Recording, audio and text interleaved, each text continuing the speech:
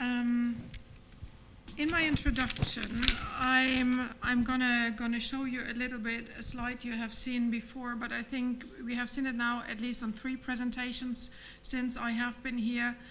Really illustrates how important the assured criteria are. Originally developed in the context of sexually transmitted diseases at the WHO with the TDR together, and Rosanna Peeling, who can't be here unfortunately today, has been a leading person in this development. Let me just quickly emphasize one point on this slide, because we talk a lot about sensitivity and specificity, and I come from an implementing point of view that equipment-free robustness and deliverable to those in need are really as important. Because I can have a perfect test with a perfect sensitivity and specificity, but if there's a complicated equipment behind it, it's really not of much use. And I can tell you, we try to use simple diagnostic analyzers. My biomedical engineer in my office stands at my desk at least 3 times a week and extends her list of which analyzers she wants me to drop from our programs because they are so difficult to maintain. Yeah. So what would we like to have? So this is a patient in Ethiopia. We have seen the diagnostic test before. I'm delighted there's a lot of information on Cara Kosack at this conference. What we would like to see is a simple lateral immunoflow assay. The RK39 is one of those where we can have a rapid diagnostic right at the point of care, at the bedside, and start treatment immediately. Unfortunately, besides having this test, it is not the case, speaking practically, in the diagnosis of Cara Kosack. And I will explain to you why this is later on. First of all, I will also guide you through some activities we do within our organization. So, and that go a little bit out of our routine work. Ideally, we would just like to run our programs.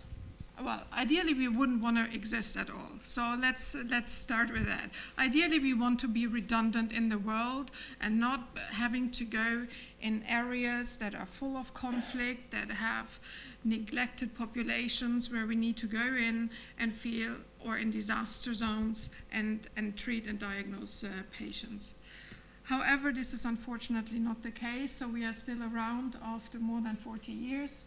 So, and at times we see neglected diseases and also lack in diagnostics, and in these areas we do carry out diagnostic evaluations.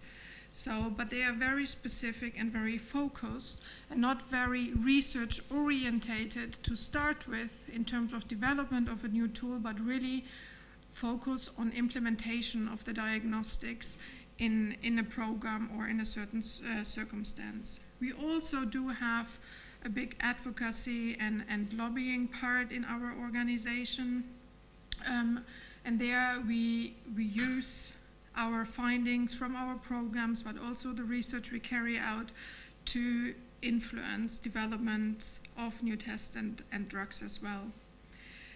What we also try to do is focus on quality assurance, and that goes for IVDs as well as drugs, and we have been starting to put some more effort in this. So now, coming back to Cara Kosack, what we have been involved with in Cara Kosack, we have been carrying out some research studies that go on the performance of the RK39 in field application. So, and there are some findings. At that time, the test was still produced by Diamet, now it's by Biorad, but in principle it's the same test, and the intellectual property has been transferred, and you see a number of publications that are related to this. What I would like to say in particular, we have carried out a study in Ethiopia, And in Ethiopia, in the area we work, there are a lot of migrant workers, and we have a very high HIV co-infection rate in those. And the test performance of the RK39 is, in terms of sensitivity and specificity, not as good as in non-HIV positive patients. So in those, we require still additional diagnostic tools to make a proper diagnosis. So this is an example of our algorithm we are using in our programs. And in all neglected diseases, or the three main ones, we have a standard algorithm, but they are always adapted to the local setting because the performance of the tests we are using change in the areas we are working, and then we verify this regularly. So please don't take this like this is the standard and we do run this everywhere, but it is adapted from these points. So when we start screening a Cara-Kosack suspect, the person has a history of fever for more than 2 weeks, a splenomegaly, swollen lymph nodes, or wasting. And in those cases, we start running our rapid test. And if this is positive, we go for Cara-Kosack. So there's a limitation for that. And what happens if field teams do not respect the clinical symptoms of that, we do have a lower sensitivity of the test. Yeah, because certainly then the antigens, the antibody levels are not so high and so developed yet. So it is important that the clinical presentation is respected when we carry out the test. Another limitation of this diagnostic algorithm is that we are, in those who are negative with the RK39 test we are using, we have to run a DUT test. The DUT test, many of you know because you have been working in Cara-Kosack, but it takes 3 days till we have a result. I have a migrant worker there. These guys sleep outside and sometimes don't even have a roof above their head, you know, under open air. They are gone. They need money. They need to work even if their body is deteriorating, and we lose them on the way when we have to wait for this confirmation test. And the other limitation, there are more in this diagnostic algorithm, but I just want to focus on those quickly. If I have everything negatives, but still a lot of symptoms with fever, etc., we say it's not Cara-Kosack, but we have again an algorithm that we use that is only focusing on one disease. And what are the alternatives are not really considered to start with, and then we need to dig further. And that means, again, because I live in a Cara-Kosack high prevalence area, that means I need to keep the patient longer in hospital to figure out what is the real cause of his symptoms. I'm going to move quickly away from Cara-Kosack now and just want to highlight a little bit on HAT, what we have been doing there. Quickly, an overview of our work in terms of research. We have been working with the cut test, cut dilution assays. We try to work them into algorithms. We have published a paper on the performance of 5 different algorithms, which illustrates that one disease to diagnose in practice is not so easy, and adaptation is certainly needed. We have been involved with Find Together on the SD bioline evaluation, and also on work with the fluorescence microscopy. This is our current main diagnostic tree for sleeping sickness.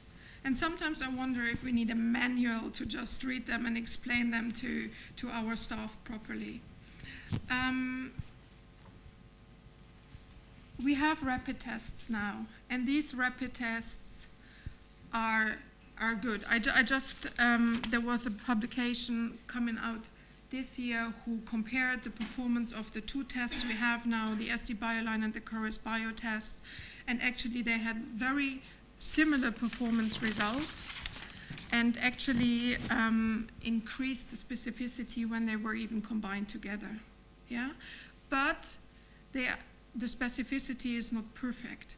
So we still are going at the moment for a confirmation, parasitological confirmation for HAT, and also we need a more invasive test on the staging for the disease. So we still have 3 steps we have to follow before we can diagnose sleeping sickness. So what we would ideally want to have is 1 test, maybe 2, that we can use and then put a patient in treatment, that we have done it all in a matter of hours and then go on. Unfortunately, the diagnosis and the treatment are not interlinked together, and the staging is still necessary in CSF samples to decide which treatment we are going to use. I don't know how much I'm over the time, Kamran, but quickly a few words about Chagas, is okay? Chagas disease, we are deeply involved in Chagas disease in Latin America. We have been involved in an early evaluation of the StatBug RDT test. However, now also this year or late last year, we published an evaluation that compared 11 rapid diagnostic tests on laboratory level, and now we are running currently a phase 2 evaluation on the field conditions of these RDTs. You see a very similar story as we have seen in other areas before. The sensitivity is too low to run this as a single diagnostic test. The specificity is quite good. But this test only works very well in chronic Chagas disease. In acute cases or congenital cases, the performance goes massively down. Yeah, so this is the test.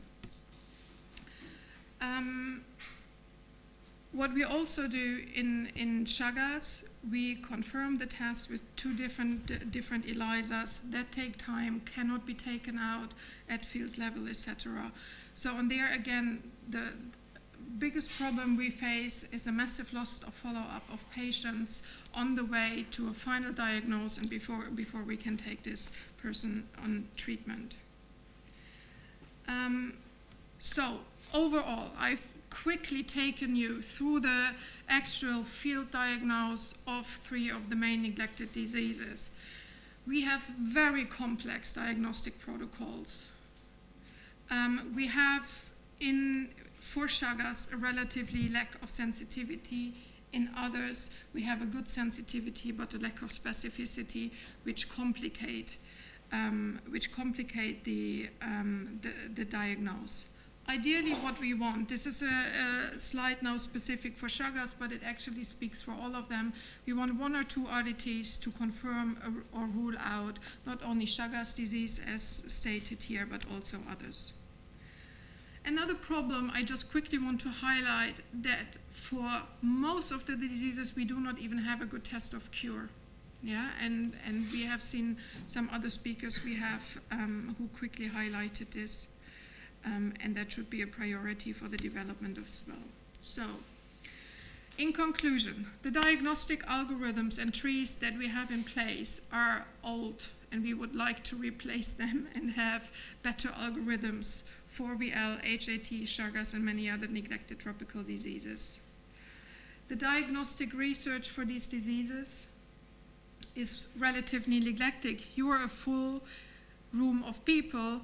Well, it has been thinned out over it, the day is coming to an end, who are working on that. But I think overall, worldwide, when we compare this with others, we are underfunded on this. We need better diagnostic tools, and they need to be combined with the treatment approaches that we have. And what is also very important, and I think beautifully illustrated by the colleague from Nigeria, we have diagnostic tools sometimes available, and we have funding to roll them out, as Joseph said, from FIND.